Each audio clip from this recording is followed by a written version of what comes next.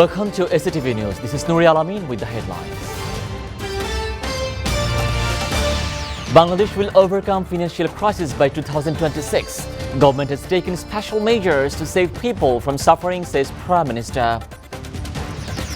Possible political links behind Tuesday's national power grid failure that triggered blackout are being probed, says Nasrul Hamid. RAB arrested 7 people, including 4 who went missing from their homes with suspected ties to the radical groups.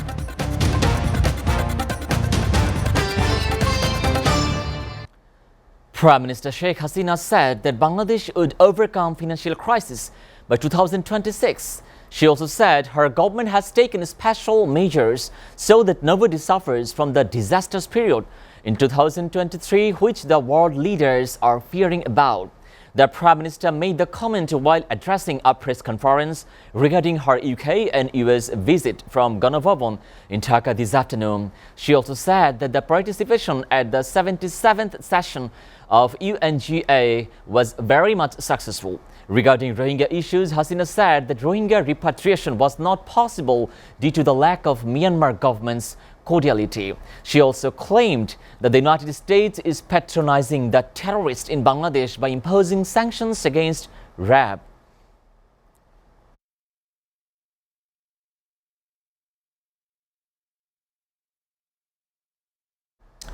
State Minister for Power, Energy and Mineral Resources, Nasrul Hamid, said the possible political links behind the Tuesday's national power grid failure that triggered a countrywide 7 to 8 hour long blackout are being probed.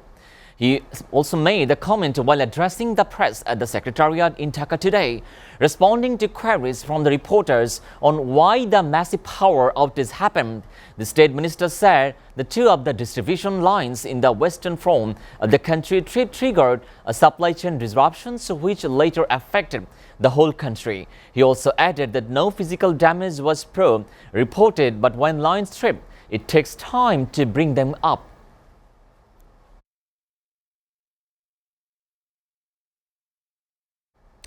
Rapid Action Battalion RAB arrested 7 people, including 4 who went missing from their homes in Kumila and elsewhere in suspected ties to radical groups, including during raids in Dhaka around.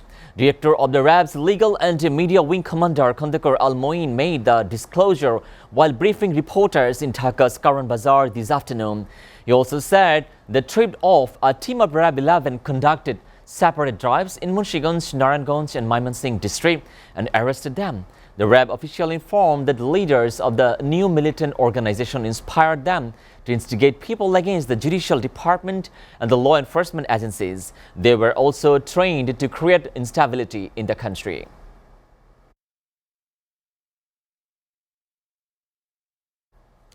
Secretary General of Jatiya Party Mujibul Haq Chunnu claimed the EC has no control over the Gaivanda by-poll and Jila Parishad election. He also said the ruling party leaders are violating the code of conduct. The Jatiya Party leaders made the remark while speaking to reporters after meeting the Chief Election Commissioner at Agargaon in Dhaka this afternoon. He also said the party nominated candidate for the Gaivanda 5 by-poll since it doesn't do any politics of boycotting election and it wants to justify the impartiality of the commission. At the same time, he also said the Jatiya Party doesn't support using electing voting machine during the general election.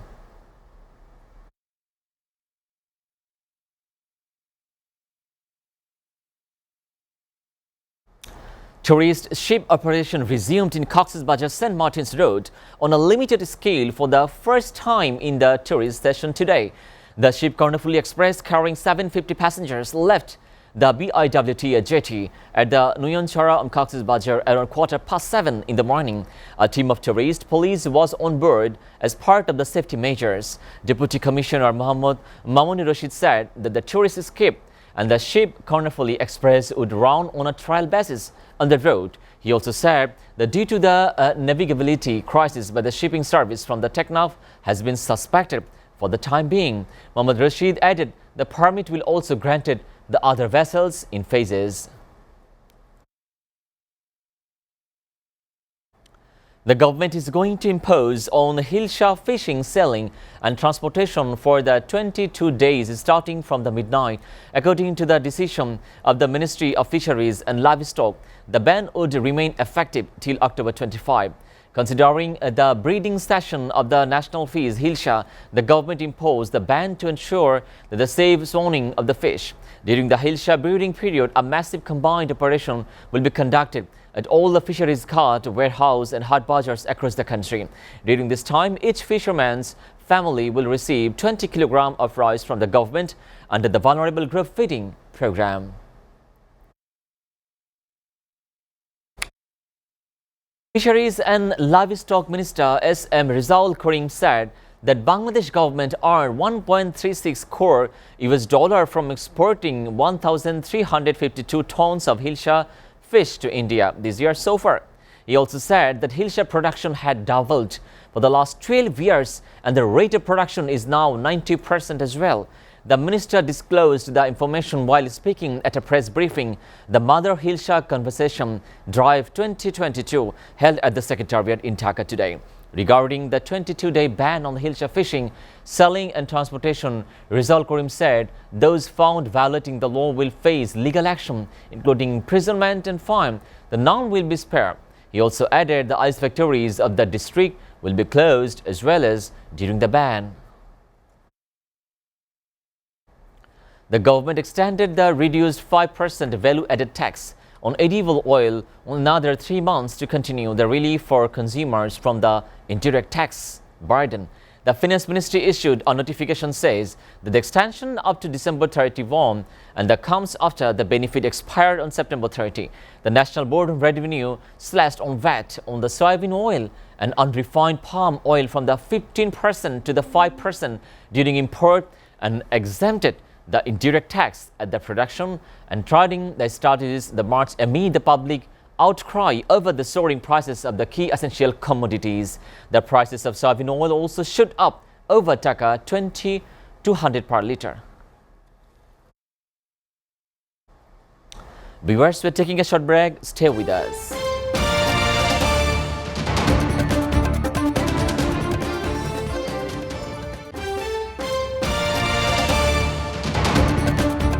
Welcome back and you are watching SATV News.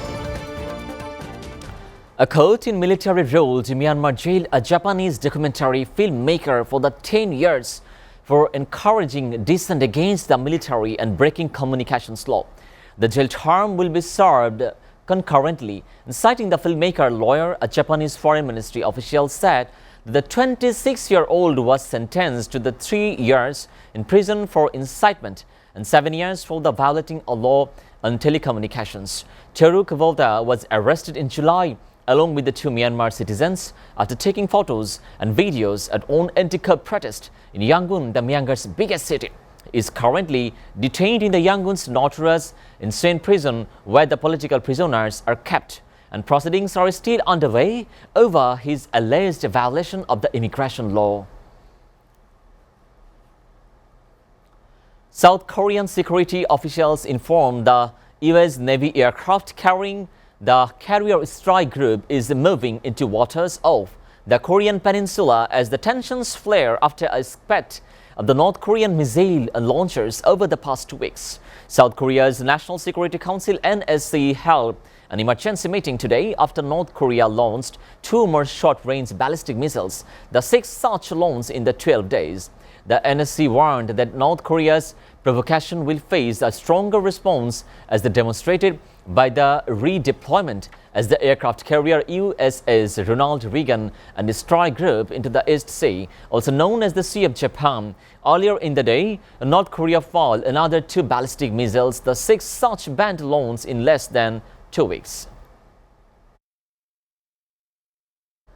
Multiple explosions were heard before dawn in the southern Ukrainian city of the Zaporizhzhia, the capital of the region illegally annexed by Russia.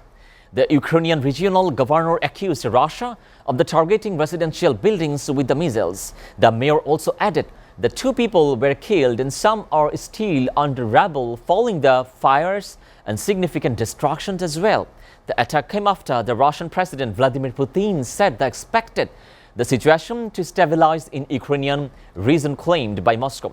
Meanwhile, the Russia mobilization in the 200,000 constraint seems to have had no impact during the 32nd week of the war, as Ukrainian forces recapture more territory in the east and the south of the country. Attackers gunned down a mayor, his father, and 16 other people in the southern Mexico state of the Guerrero on Wednesday. 2 others were still injured. State Attorney General Sandra Las Valvovinas told the Milenio television late on Wednesday that the 18 people were killed and 2 were wounded in the town of the San Miguel Totalofam. She also said that among the dead were Mayor Cordano Mendoza, as his father, former the mayor of the town. The gunman targeted the town hall in the broad daylight. Along with the mayor and his father, police officer and the city council workers were also killed. The town of the history of the violence involving the drug charters.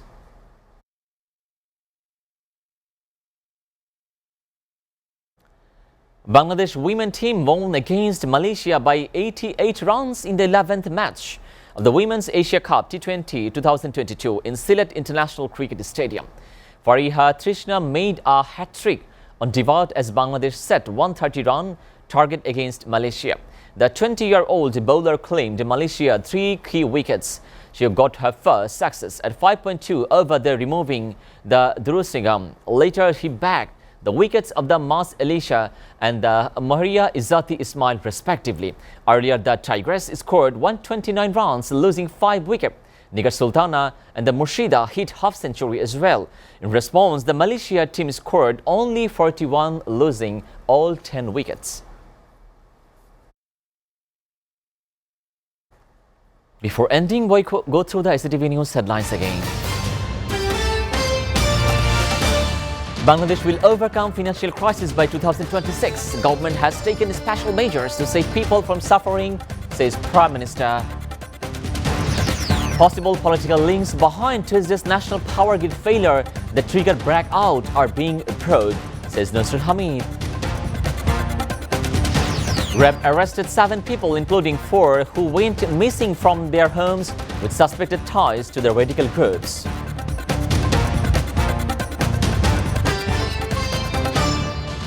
You are up to date with our top stories so far here on SATV, and to know the latest news, visit www.satv.tv. Stay with SATV.